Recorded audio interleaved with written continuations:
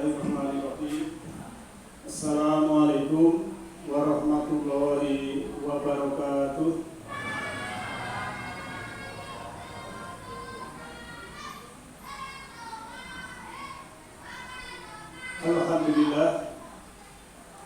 Alhamdulillahirabbil alamin wa bihi nasta'inuhu ala umuri dunya wa din.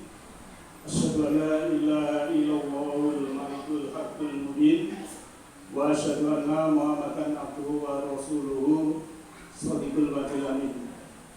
Allahumma sholli ala Muhammadin wa ala alihi wa sahbihi ajmain. Amma ba'd.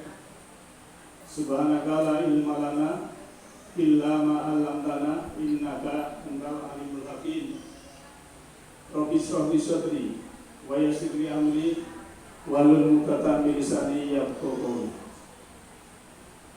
Kaum muslimin wa muslimat rahimakumullah yang insyaallah dirahmati oleh Allah Ta'ala. Alhamdulillahirabbil alamin, kita jumpa lagi dalam kajian rutin malam di Masjid Al-Ikhlas. Semoga kita semua dibimbing Allah Ta'ala, dan marilah kita bersyukur menghargai pemberian Allah, bersyukur untuk mendapatkan kenikmatan jiwa. Maka kita harus membuka mata jiwa, membuka mata rohani, membuka mata batin. Nah, untuk topik pada senja hari ini yaitu masih ada hubungannya dengan bersyukur. Kalau yang bagian pertama sudah saya sampaikan di masjid yang lain, tentu ini kelanjutannya. Tapi kita review sedikit ya.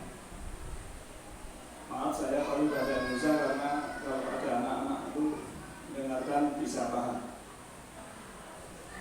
Begini Bapak Ibu, kita manusia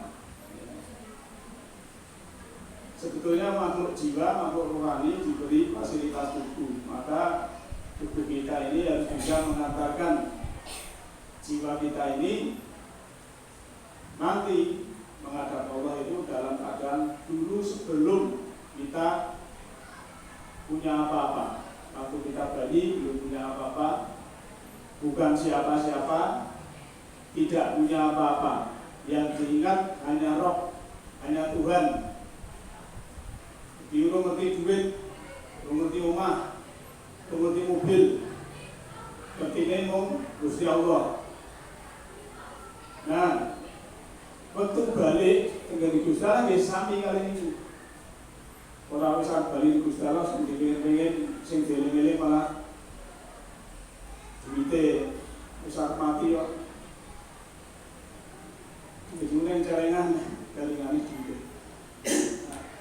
Jadi sudah tidak ada kemelekatan. Kalau sudah masih ada kemelekatan, ya nanti akan terjadi error program. Maka salah satu tujuan agama ya, kita beragama ini adalah untuk melembutkan yang kasar dan melenturkan yang kaku. Sebab apa? Kasar itu mudah marah, kaku itu mudah ego, tertutup dari pendapat orang lain ya.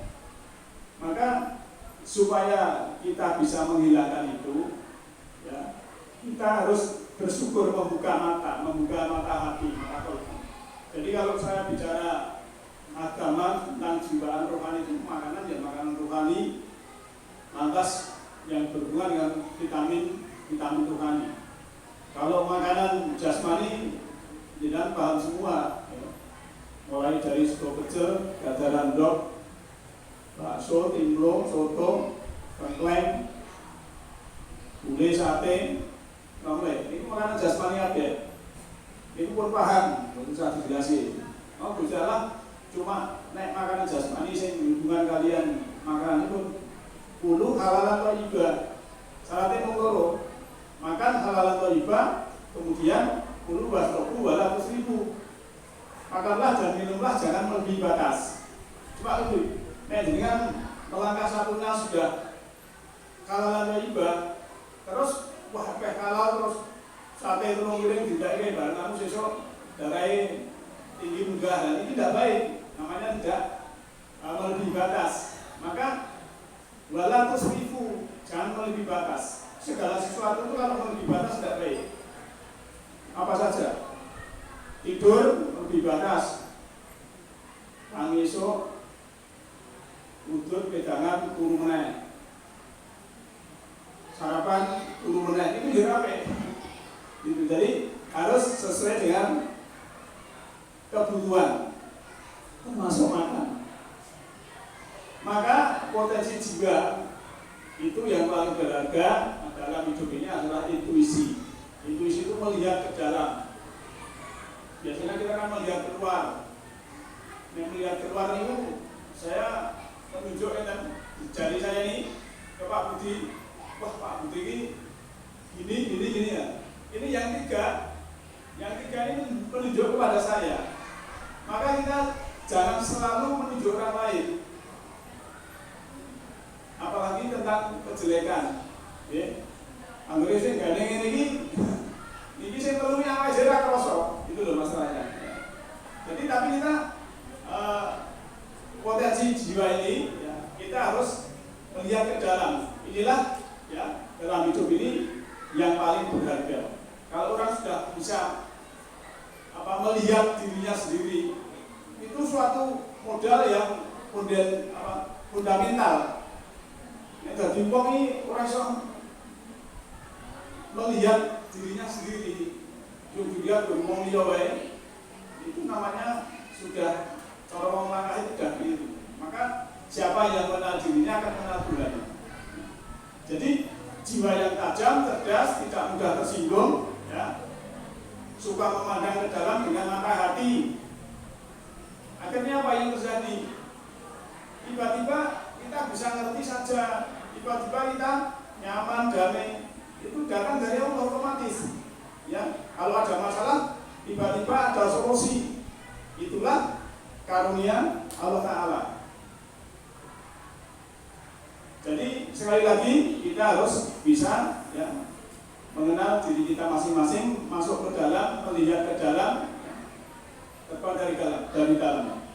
Sebab apa? Karena tadi di depan saya sudah mengatakan kalau bisa itu seperti bayi, tadi tidak tahu apa-apa, tidak bisa apa-apa, tidak punya apa-apa, dan bukan siapa-siapa. Jadi orang itu kalau netral, ya bukan siapa-siapa, itu enak Pak. Dijak jajan karo Pak Lurah, yang restoran, kopi, dijak Pak RT, nyanghe, orang isin, itu namanya bukan siapa-siapa. Pengen saya ini siapa-siapa, wah aku kudunya kelasnya kudu, kalau ini kelasnya kalau ini sudah penderitaan, kalau itu ada kelekatan. Tapi kalau sudah merasa dirinya itu bukan siapa-siapa, itu enak.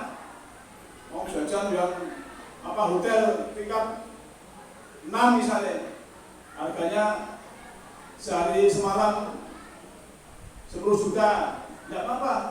Tapi di homestay, ya, semalam sama kawan misalnya hanya hiking ke Gunung Lawu dan lain sebagainya, sehari semalam 100.000 juga tidak masalah. Itu namanya sudah lentur. Ya, kalau mengaku dirinya itu, wah saya ini harus begini, itu nanti kalau tidak keinginannya tidak keturunan, dia akan menderita. Sebab kenapa Bapak Ibu? Nek manusia itu beda karo kewan. Pendidikan gada sapi, sapi hamil, sapi ini terus mana? Ini anak sapi saged mlaku-mlaku orang ini. Nek bayi wong itu nek ora ditulungi iso mati ya. Lho bedane ini. Tapi kadang orang tidak menyadari. Baru sudah diwong kadang lali, nah itu jadi umilok. Idul Fitri salah satunya baru balik pada fitrah. Fitrah itu ya tadi, saya sebutkan tadi, tidak punya apa-apa, bukan siapa-siapa, tidak bisa apa-apa, dan bukan apa-apa. Jadi bisa melepas topeng pada dirinya, melepas atribut-atribut, melepas simbol-simbol, melepas konsep dan dogma, ya. Kemudian menyadari bahwa dirinya itu harus dibentuk dari dalam, karena fitrah manusia itu sebenarnya dididik langsung oleh Allah. Tapi yang tahu ilmunya, tahu caranya. Allah itu langsung mendidik kita. Ngalamal insana malam ya'lam. Ya, Allah memberikan pengetahuan kepada orang yang dia tidak tahu. Tapi orang yang mencari, orang yang bertanya. Tapi kalau diam saja ya tidak mendapatkan ilmu dari Allah. Nah, Bapak Ibu yang saya hormati, untuk itu marilah kita selalu bersyukur, ya, membuka mata hati, membuka mata kalbu, karena syukur itu adalah lawannya dari kufur, ya. Ini masih review, ya. Lain sakartum la azidanakum wa lain kafartum inna adzabi lasadid itu. Jadi kalau kamu bersyukur, kamu membuka mata hati, membuka mata jiwa, membuka mata rohani,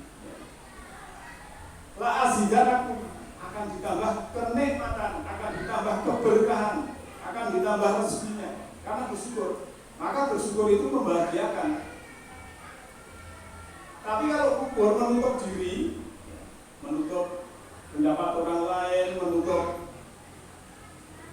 nasihat orang lain, ya, juga tidak mau menerima apa yang Allah berikan, Allah tunjukkan, nah, itu namanya tidak ditambahi kenikmatan atau keberkahan tadi, tapi inna adzabi lasadid.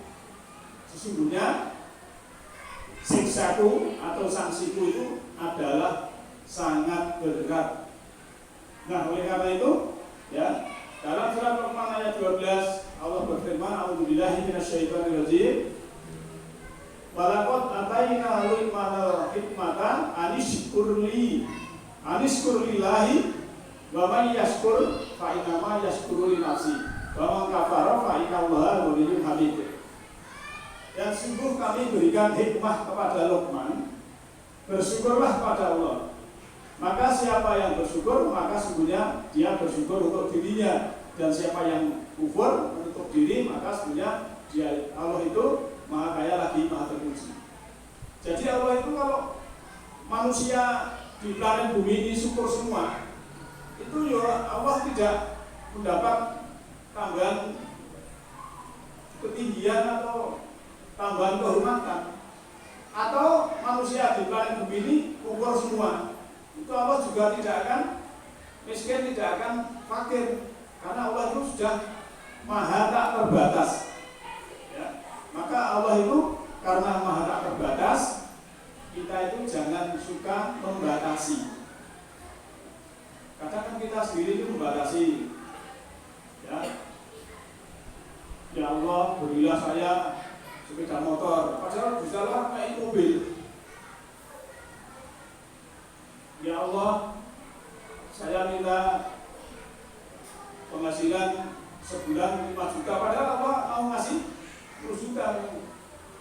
Jadi karena Allah tidak terbatas, maka harapan kita itu juga harus yang besar, jangan hanya yang kecil, kan begitu. Bapak Ibu yang saya hormati, kenapa Luqman tadi menasihati kepada anaknya, ya? Kan sebenarnya orang tua itu ada orang tua biologis, ada orang tua agamis. Maksudnya kalau orang tua agamis itu yang memberikan pencerahan itu kepada diri kita. Kadang kita dari orang tua kita sendiri itu tidak dapat pencerahan. Itu namanya orang tua biologis. Nah, orang tua yang agamis adalah yang dimana saat kita mendapatkan pencerahan. Seperti misalnya Luqman itu bisa saja dia juga menasihati pada anaknya, juga kepada muridnya. Sebab apa Bapak Ibu? Kita semua itu diberi modal Allah itu sama, ya. Karena kan kita manusia dari air, ya. Misalnya air itu kan sejuk menyejukkan, segar menyegarkan. Nah itu harus kita praktekkan. Apakah betul air itu segar? Ya, coba.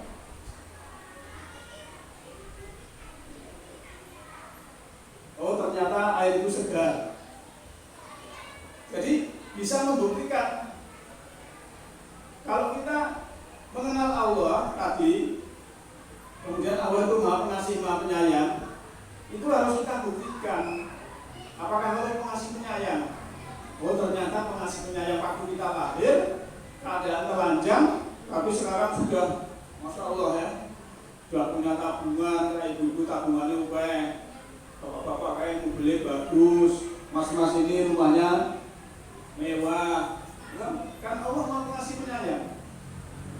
Kan sering tak analogikan, nek ibu dhewe waktu awake dhewe lahir bayi berat umur 8 dina niku arep dicoki lemut, dicopot lemut itu ibuke ra tega. Itu kasih sayang seorang ibu. Nah Allah itu Maha Kasih, Maha Sayang, berarti kan melebihi ibunya kita sendiri. Maka ini harus kita buktikan. Jadi kalau ada orang belajar renang itu bukan hanya di ruang kelas, kemudian renang gaya bebas, renang gaya kupu-kupu, renang gaya burung, itu tidak bisa. Namanya mengajari renang itu ya ke kolam renang, praktekkan, kemudian diajari situ. Itu namanya praktek. Nah saya mengajak untuk bersyukur itu dipraktekkan. Kita membuka mata hati, membuka mata kolbu, kita praktekkan apakah kita kalau sudah hati ini terbuka, menyadari Allah itu hadir, Allah itu kasih sayang, apakah betul? Kalau betul, ternyata inilah nikmat Allah. Lagi penjaringan sakit kedek, itu naik dengan kesadaran Pak, Bu, sadar betul Bu kedek itu. Ini nikmat yang luar biasa. Ya. Saat ini penjaringan sakit mirsani ini daerah Medan, itu sebabnya kalau Bu, kalau ibu saya, Bu, penjaringan sakit ndeleng Medan itu mergone apa? Mergone apa Bu? Gadah apa? Meripat. Nggih. Tiyang ingkang wonten kamar jenazah niku nggih mripat ya. Tapi yang boleh iso ndeleng. Berarti jawaban jenengan salah loh. Jawaban jenengan salah. Sing bener itu jawabannya ada. Kok jenengan saged ndeleng beda? Jawaban yang betul adalah karena saya masih bernafas. Bernafas itu keluar masuk udara kita hirup. Nah ini yang membedakan orang tadi yang kamar jenazah tidak bisa menghirup, maka dia punya mata tidak bisa melihat. Nah Pak EDW bisa bernafas, maka kita harus sadari nafas kita ini. Kalau menyadari nafas kita ini, kita akan selalu bersyukur. Ya. Maka ada istilah menghembuskan nafas yang terakhir. Nah terus menghembuskan kayak hembus, ini besok ya sudah titik. Bukan koma, naik cek, bisa sidi dari cek koma. Maka nafas itulah yang paling penting. Jadi kita bisa melihat bukan hanya karena mata, tapi karena bisa bernafas. Karena orang mati itu punya mata, tapi tidak bisa melihat. Karena apa sebenarnya kita modalnya kan sama. Ya. Ayat ini familiar sudah sering saya sampaikan juga. Ya. Surat An-Nahl ayat 78. A'udzubillahi minasyaitonirrajim. Bismillahirrahmanirrahim. Wallahu akhrajakum min butuni ummahatikum la ta'lamuna syai'an wa ja'ala lakum as-sam'a wal absara wal afida la'allakum tashkurun. Dan Allah mengeluarkan kamu dari perut ibumu. Kamu tidak mengetahui sesuatu apapun dan Dia jadikan untuk kamu itu pendengaran dan penglihatan dan hati. Semoga kalian mensyukuri. Tiga ini pendengaran, penglihatan, dan hati ini kuncinya hanya satu. La'alakum tashkurun, agar kamu itu bersyukur. Nah, modelnya sama Pak. Kalau syukur kok aneh kan, misal gitu. Masalah sudah alhamdulillah 100 kali. Tapi di masjid, keluar dari masjid, muni-muni, mesu-mesu, ini namanya belum bersyukur. Bisa ditangkap ya Ibu, sidi-sidi, raiso ya, bis pokoknya syukur niku, ngoten niku kali praktek, tangi dulu, pribadi digedheke, yo alhamdulillah aku iso gedhek. Kali ngateke napase, aku ki urip kok mati kok, jeneng napas siji urip. Ngoten sadar nih, kesadaran. Jadi tugas kita itu menyadari kita itu baru apapun. Orang itu bisa pipis, bisa PAB, itu kalau menyadari syukur luar biasa Pak. Sebab wonten yang ke rumah sakit itu PAB-nya angel, ora iso tetep nyangin, godhe rumah sakit. Bayarnya larang. Maka kita bisa berkedip, bisa bernafas, itu sudah modal utama yang perlu kita syukuri. Nah, Ibu Bapak yang saya hormati, lantas untuk bagian yang kedua ini, kita lanjutkan dulu bahwa kita untuk bersyukur itu memang ada istilahnya perintang ataupun ada yang menghalangi ya, namanya adalah iblis. Di situ akan menggoda kita supaya apa? Tidak bersyukur ya. Di dalam surat Al-A'raf ayat 16 ya. Qala fabima aqwaitani la'at mudanna lahum siratal mustaqim. Iblis berkata, karena engkau telah menyesatkan aku, akan aku kuasai jalanmu yang lurus dari mereka. Summa la atiyan lahum min baini aydihim wa min khalfihim wa an aymanihim wa an syama'ilihim wa la tajidu aksarahum syakirin.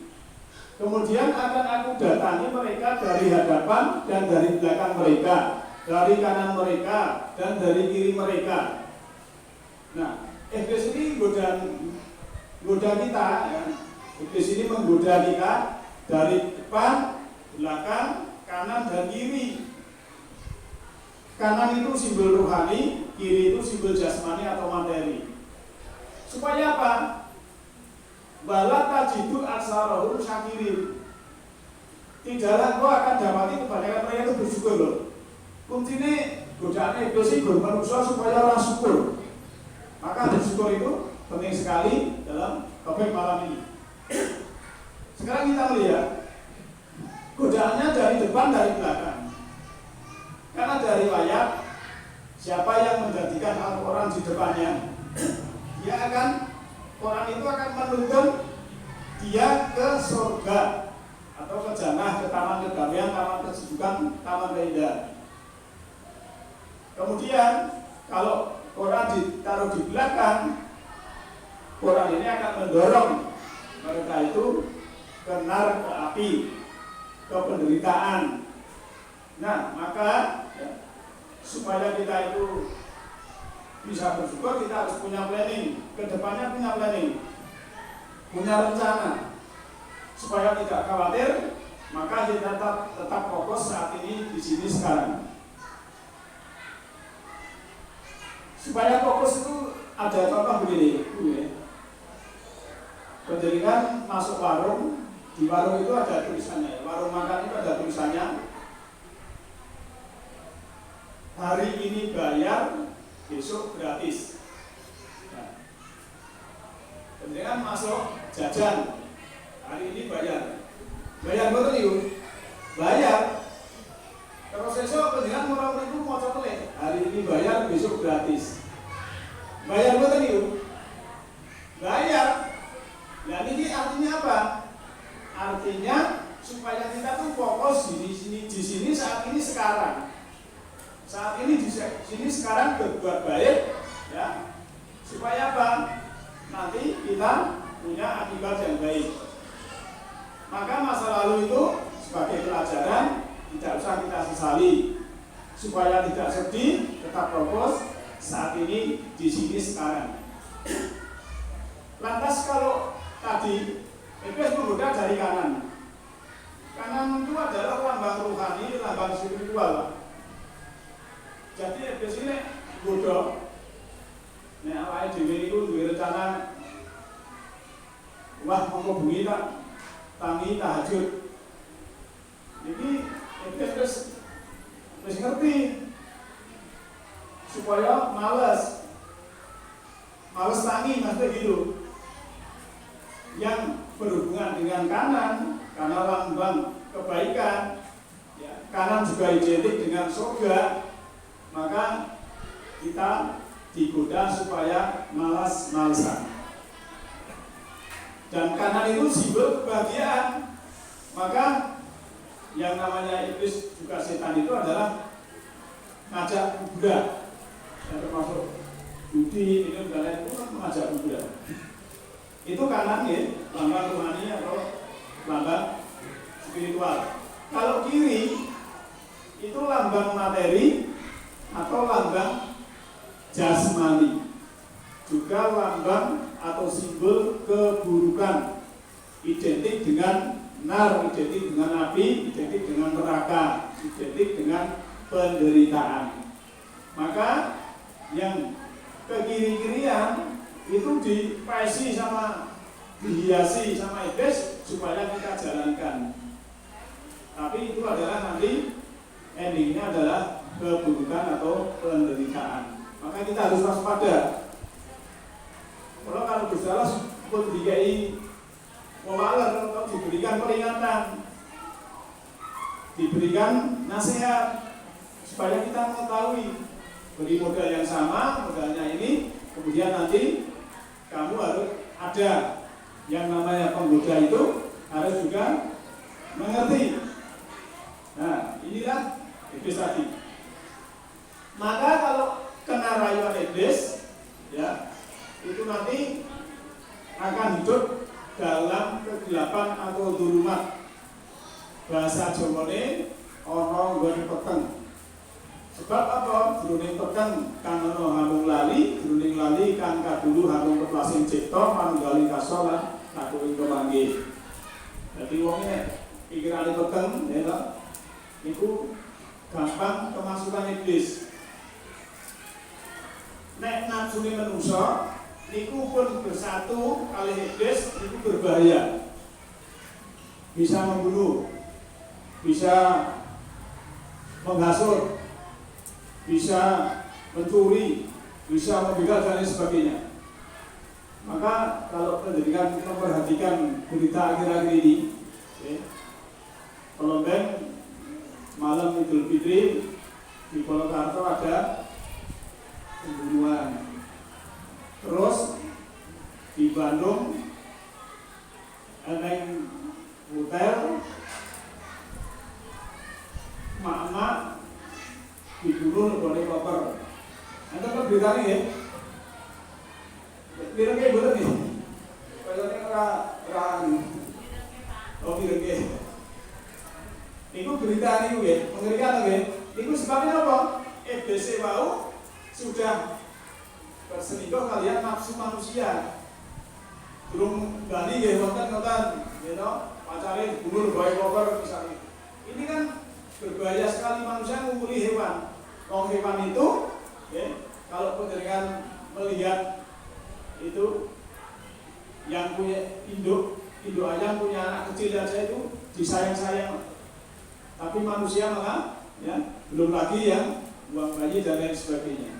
Itulah karena apa? Karena tidak bersyukur, tidak membuka mata hati, tidak membuka mata kolbu, tidak membuka mata jiwa, sehingga yang terjadi adalah kegelapan atau dulumat.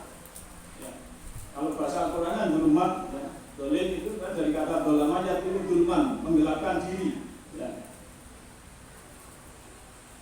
Nah, Bapak Ibu yang saya hormati, ada sebuah ayat dalam Al-Mu'minun ayat 78, ya. Wa walladzi ansa'a lakumus syam'a wal absara wal afida qalilan ma tashkurun. Dan dialah Allah yang telah mewujudkan bagi kamu pendengaran dan penglihatan dan hati nurani, sedikit sekali yang kamu syukuri. Diberi modal sama, tapi kebanyakan tuh tidak bersyukur, Pak.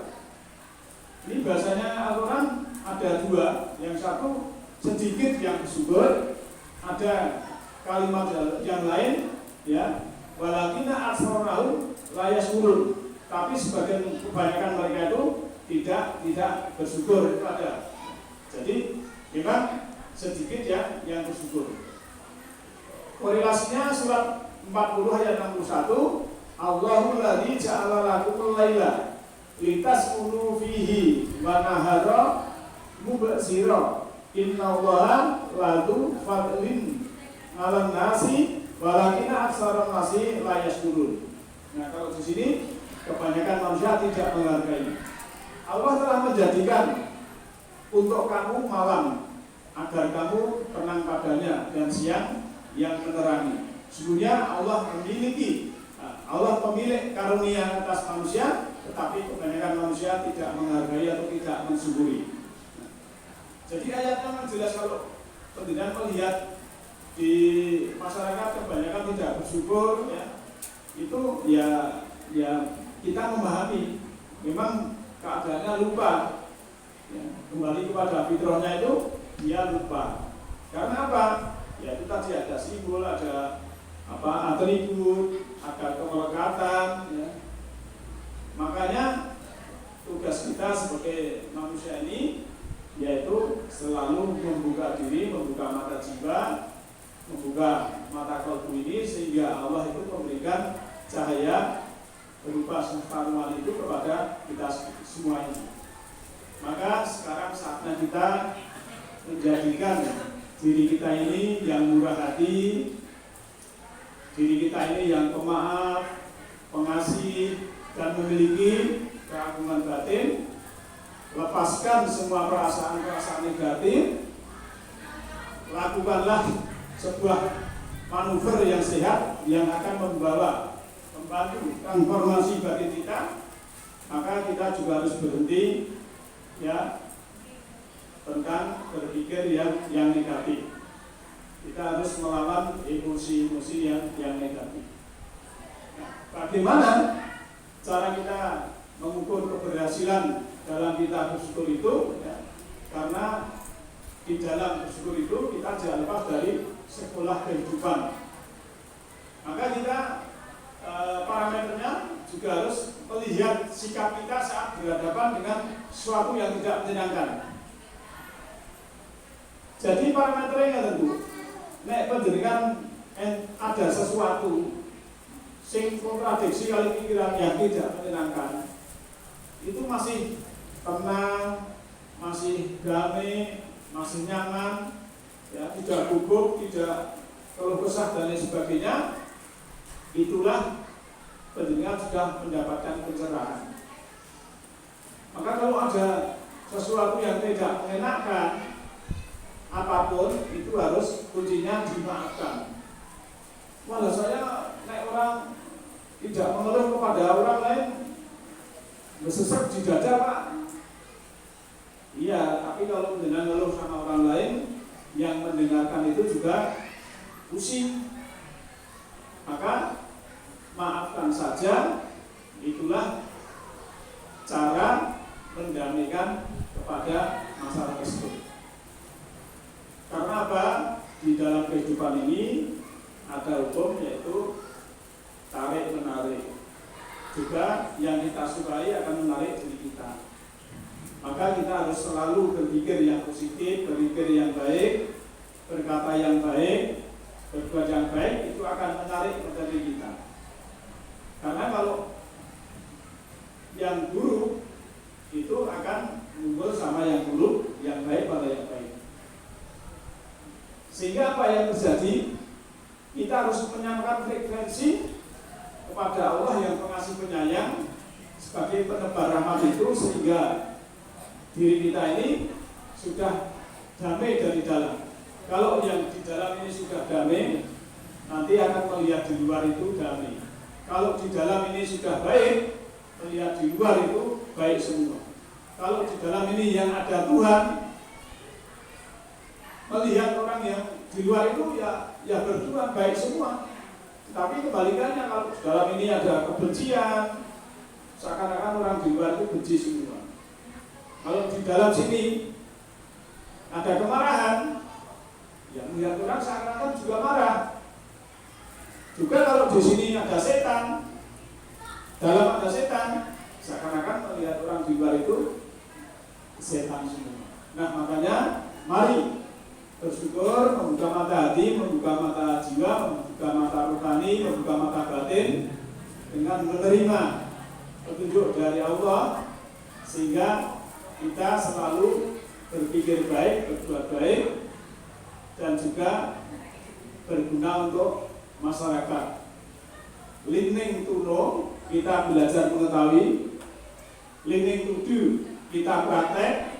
Listening to be, kita menjadi istiqomah pada itu. Kemudian learning to live together, kita sudah bersama-sama masyarakat, bersama umat, yaitu menebar rahmat, menebar kasih sayang di semesta ini, sehingga kita sudah menjadi rahmatan lil alamin. Semoga yang sedikit ini ada manfaatnya. Yahdillahu linurihi mayasa, Allah memberikan cahaya semesta rohani pada siapa yang dikehendaki. Siapa yang dikehendaki adalah orang-orang yang berkehendak. Alhamdulillahi Alhamdulillahirabbil alamin. Assalamualaikum warahmatullahi wabarakatuh.